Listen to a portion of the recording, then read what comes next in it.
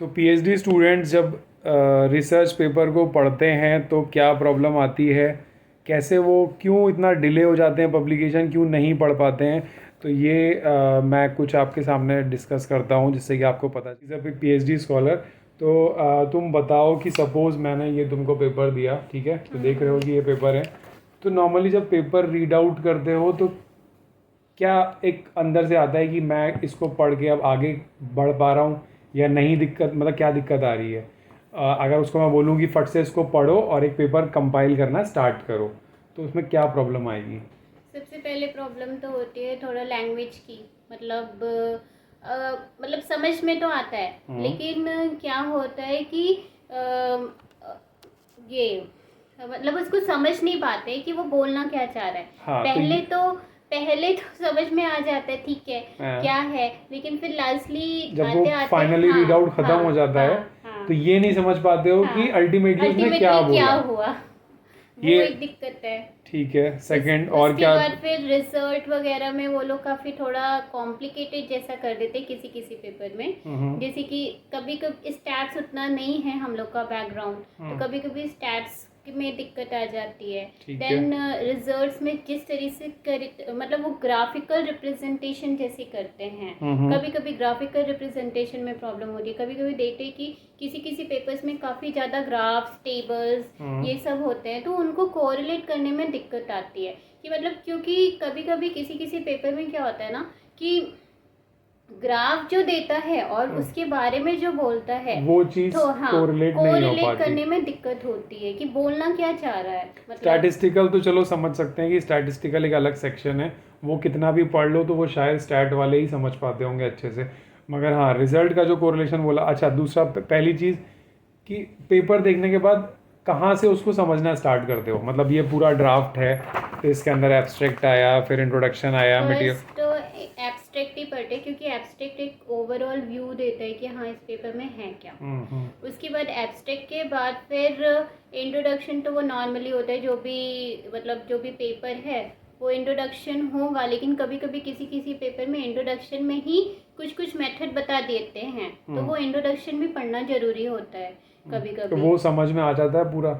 नहीं, वो उसमें थोड़ा थोड़ा दिक्कत होता है, पर समझ में आ जाता है मोस्टली। वो चैलेंज होता है, हाँ मगर वो हाँ एक्सेप्टेबल है, चैलेंज हाँ होता है। हाँ। अच्छा, दूसरा इम्पोर्टेंट पार्ट क्या लगता है उसका, उस पूरे का? अगर मैं सबसे इम्पोर्टेंट पार्ट पूछूं तो वो कौन सा सेक्शन होगा? रिजल्ट रिजल्ट इम्पोर्टेंट पार्ट लगता है थोड़ा। सिर्फ रिजल्ट? रिजल्ट, हाँ मोस्टली तो रिजल्ट होता है। और डिस्कशन में तो पूरा ओवरऑल ही बताता है, पर डिस्कशन भी इम्पोर्टेंट होता है। ठीक है, मटेरियल मेथड वगैरह समझ में आ जाता हाँ है? हाँ, मटेरियल मेथड तो समझ में आ जाता है, पर कभी कभी मटेरियल मेथड में भी दिक्कत होती है। अच्छा, उसके बाद अगर सपोज इसको और प्रैक्टिस किया, सारी चीज़ें 1 महीने, 2 महीने, 4 महीने, 6 महीने खूब रीड आउट किया, अभी पेपर की अंडरस्टैंडिंग आ गई हाँ सपोज। हाँ अब अगर ये बोला जाए कि तुम्हारा जैसे सपोज बैक्टीरियोफेज का ही मैटर है, तुमने काम भी कर रखा है, पेपर की अंडरस्टैंडिंग भी हो चुकी है, अब अगर मैं आज की डेट में ये बोलूँ कि आज से लिखना स्टार्ट करो, हाँ। तब क्या चैलेंज सबसे पहले दिमाग में आएगा? मतलब एक तो अपने जैसे पेपर को पढ़ना, ठीक है, और उसमें प्लैगरिज्म ना हो, तो अपने उसमें लिखना होता है, मतलब अपने वर्ड्स में लिखना होता है। बट ये लगता है कि एक ही पेपर से तो उठाना नहीं है, अभी रेफरेंसेस अलग अलग देने होते हैं, अलग अलग पेपर से देने होते हैं, तो हमें अलग अलग पेपर उठाने होते हैं। ठीक है।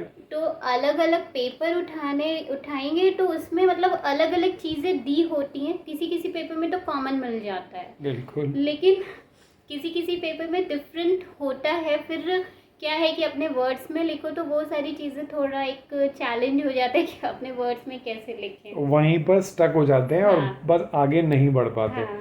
अच्छा, सबसे पहला चीज़, अगर पेपर लिखने के लिए वर्ड फाइल जो ओपन करते हो, तो सबसे पहला क्या हेडिंग डालते हो? अगर स्टार्ट किया होगा शायद, हाँ, अभी स्टार्ट स्टार्ट किया, तो किया तो है। वर्ड फाइल जब खोली होगी तो उसमें सबसे पहला क्या अंदर से आ रहा है कि क्या करना चाहिए मुझे? पहले तो लगता है पहले टाइटल ही सोचो कि टाइटल क्या क्या दे सकते हैं। अगर मैंने जैसे कुछ काम किया है, तो ये लगता है कि पहले अगर टाइटल सोच लेंगे तो मे बी उससे कुछ समझ में आ जाए कि उसमें इंट्रो क्या दे सकते हैं। रिजल्ट और मटेरियल मेथड वो तो हमें पता ही होता है, लेकिन इंट्रोडक्शन लिखना थोड़ा मतलब चैलेंजिंग हाँ, है और एक बहुत ही आर्ट चाहिए। हाँ, बट यही सारी दिक्कतें हैं कि कहाँ से स्टार्ट करना है, क्या चीज़ को कैसे फ्रेम किया जाता है। अगर ये सारी चीज़ें एक प्रॉपर तरीके से कोर्स इसका हो या कोई ऐसा लेक्चर समझा दे विद प्रैक्टिकल नॉलेज तो शायद अच्छा समझ आए।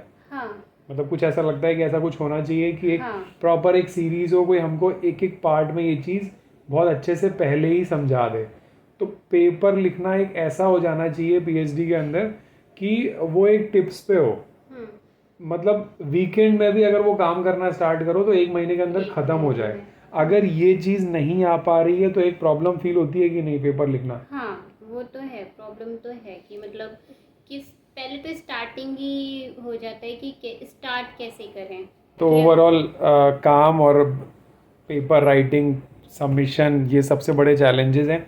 और जो ये पेपर वाला बताया इसके लिए कुछ ऐसा सॉल्यूशन होना चाहिए कि जो सारे मेनली पीएचडी वालों को स्टार्टिंग से ही समझाया जाए और वो इतने यूज टू हो जाएं कि कोई उनको बोले कि ये हाँ ये तो हम कर ही देंगे, बस हमारे पास रिजल्ट होने चाहिए। ऐसा अगर हो जाए तो कितना ईजी लगे, है ना।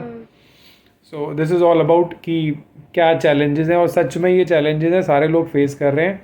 और लिखना बहुत बड़ा चैलेंज है और इसका कोई ऑल्टरनेटिव नहीं है। आपके पास कोई एजेंसी नहीं है, कोई ऑनलाइन सर्विसेज नहीं है, और अगर कुछ हैं तो आप उस पर ट्रस्ट नहीं कर सकते। So the only thing is we have to develop our writing skills. This is the only solution, not for PhD, for everyone, for any research area. जहाँ भी जाएंगे वहाँ पे ये प्रॉब्लम आपको फेस करनी है और इसको रिजॉल्व करना है।